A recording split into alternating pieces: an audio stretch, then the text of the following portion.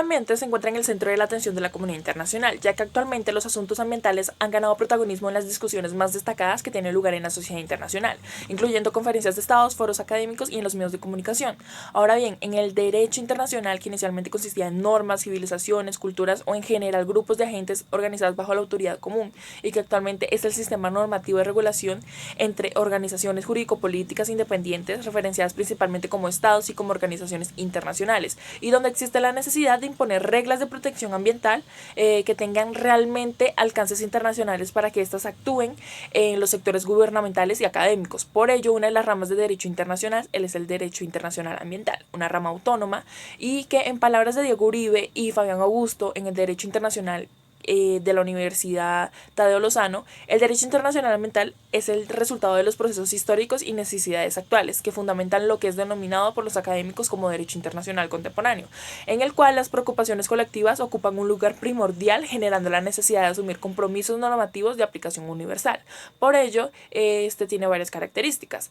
El primero es que, según lo dispuesto en el artículo 21 de la Declaración de Estocolmo, las fuentes del derecho internacional de medio ambiente son las mismas que las del derecho internacional. Las fuentes de este derecho internacional se encuentran enumeradas en el artículo 38 del Estatuto de la Corte Internacional de Justicia, cuyas fuentes se encuentran también reconocidas por los estados que no pertenecen a la ONU en dicha disposición. Y estas se pueden diferenciar por primarias y secundarias. Las primarias son los tratados internacionales, la costumbre internacional y los principios. Entre las secundarias se encuentran las decisiones judiciales de los tribunales internacionales y las opiniones de la doctrina del derecho internacional. Como segundo, los tratados internacionales han llegado a ser el instrumento preferido para regular la protección medioambiental internacional como objeto de regulación de los tratados internacionales del derecho internacional del medio ambiente. En donde se encuentran varias materias, como es el comercio de especies de peligro de extinción, la contaminación del aire, el transporte de materiales peligrosos, la contaminación del medio ambiente marino, los ríos y aguas interiores, entre otras. Además, en la Conferencia de Río, los estados firmaron un acuerdo relativo a la biodiversidad y otro al cambio del clima. En el ámbito regional destacan los relativos a la protección del mar. Estos tratados destacan en cuanto a que su ámbito material de validez no queda limitado a la protección de uno solo o algunos de los elementos que integran el medio ambiente, sino que por lo contrario la protección se extiende al medio ambiente en general, considerándolo como una unidad. Como tercero, el método de conclusión de dichos acuerdos internacionales mediante convenios seguidos de protocolos especialmente han resultado efectivos para requerir a los estados adquirir obligaciones con el dicho derecho internacional del medio ambiente. Esto se debe a que dicho sistema da lugar a varias rondas de negociaciones que dosifican la aceptación de cargas contractuales y que permiten una aceptación más efectiva de las obligaciones internacionales. Las normas de costumbre internacional han aportado muy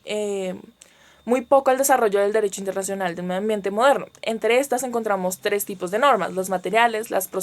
procesales, las relativas y la responsabilidad civil. Como normas procesales del derecho internacional del medio ambiente se suelen señalar la obligación que tienen los estados de informar a las posibles víctimas sobre los daños que por sus conductas, incluidas las actividades que en el futuro se tengan pensado llevar, se hayan ocasionado o se puedan ocasionar en el territorio de otros estados, y la obligación de participar en consultas con el propósito de negociar soluciones. Como otras características están las normas consuetudinarias relativas a la responsabilidad civil por daños medioambientales, y estas aún no son plenamente aceptadas por todos los estados. Una obligación a responder por los daños medioambientales existe en dos formas: por una parte, en cuanto a los daños que se ocasionan por personas privadas o sus bienes, y por la otra, los daños que se ocasionan en bienes patrimoniales de un estado. En el derecho de costumbre del derecho internacional del medio ambiente se advierte una tendencia de privilegiar a las costumbres que incumplen una forma preventiva de cooperación ambiental sobre las costumbres tradicionales que se derivan al principio de una buena vecindad. Como principios generales del derecho que resultan aplicables en